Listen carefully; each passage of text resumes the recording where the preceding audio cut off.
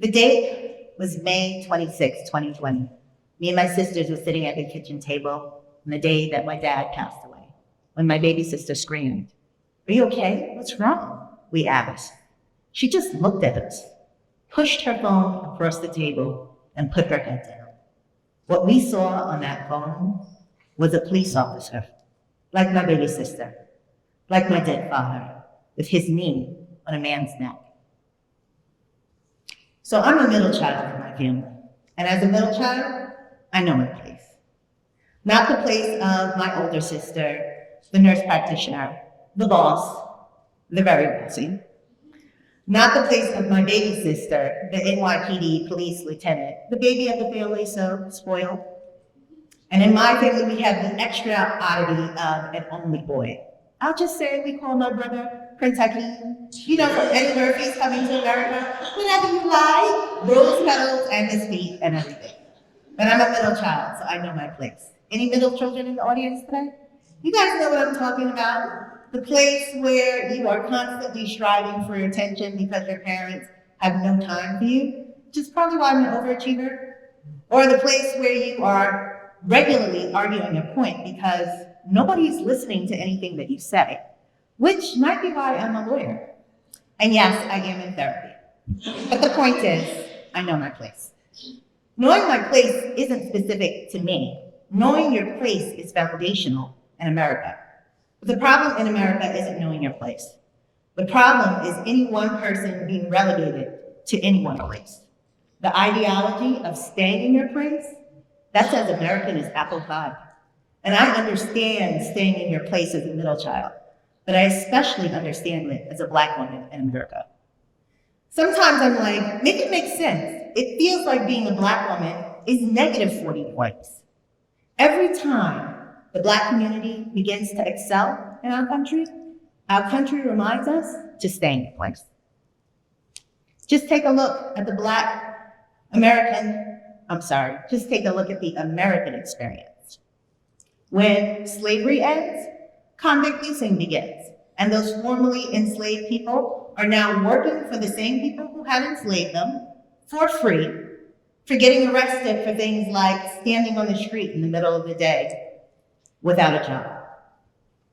When Black men get the right to vote and vote for Black officials to represent them in the 1800s, those lawfully elected Black officials removed from office, often through violence. When Black communities began to come together and flourish and thrive and build, those flourishing, thriving Black communities often burnt, often terrorized. Segregation, redlining, lynching. Then we get a Black president, a Black vice president, a Black first lady, and we get civil rights protections being rolled out. We get a rise in domestic terrorism. We get the Supreme Court of the United States of America telling us that we can be stopped on the street because of the color of the skin. Civil rights don't matter. Economic prosperity doesn't matter. Educational advancements don't matter. Black lives don't matter. The message is clear. Stay in your place. But this message, this ideology that we want, expect, require people to stay in their place, it's not American alone. It's deeper than that. This ideology is literally the way that our minds have been designed to work. Have you guys heard of fight, flight, freeze? Well, if you want to know more about that, you'll have to watch a different TEDx because I'm not a scientist. But I do know this. We have a caveman mind. The scientists might call it the amygdala or the lizard brain, but our caveman mind is our most primitive brain, and it teaches us how to survive. And it teaches us that in order to survive, we have to make quick decisions, and we often make those decisions based in fear. It teaches us to fear difference. But just because we have a caveman mind does not mean that we need to have a caveman mentality. So ultimately, when people who live their lives in fear wield power, and they use that power to codify their fears into rules and laws and policies, and those rules and laws and policies exacerbate differences, and then they use those exacerbated differences to justify the unfounded fears that they were based on in the first place. It is like we are hamsters in a wheel. We need to stop and think. If we choose to live in a society that has its foundation in fear, we might as well be living in the Ice Age. My hope is that we can be smarter than the caveman. So, if you would actually like to use your thinking brain, if you would like to stop your amygdala from making snap decisions for you, here's something that you might consider. It's called place consciousness. Think about the last time that you bought a ticket to a theater, like this one, or a show. You know when you go online to buy a ticket, that little triangle that pops up shows you how much of the stage you're going to be able to see from your seat. You pick a different seat, you get a different triangle. You see the same show, but from a different perspective, a unique view. If we could just learn to understand that each seat in the theater allows us to see something different in the show, if we valued those differences, maybe we would feel less threatened. That's place consciousness. It's actually everyone knowing, understanding the history, the relationships, the experiences, the rules and laws and policies that got them the seat that they're occupying in the theater in the first place. We'd all be better off. Let's take a look at the American experience with place consciousness. When slavery ends, instead of convict leasing beginning, what if Black people were fully incorporated into the American society?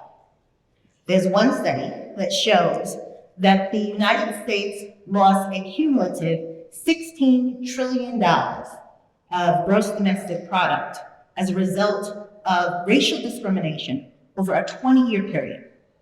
It has been 250 years, nearly. You do the math. There's another study that shows that in areas where redlining exists, those property values are lower by about $212,000. If we looked at just one city, let's take Boston, where the median worth of a Black family in Boston, the median worth of a white family in Boston is $247,000.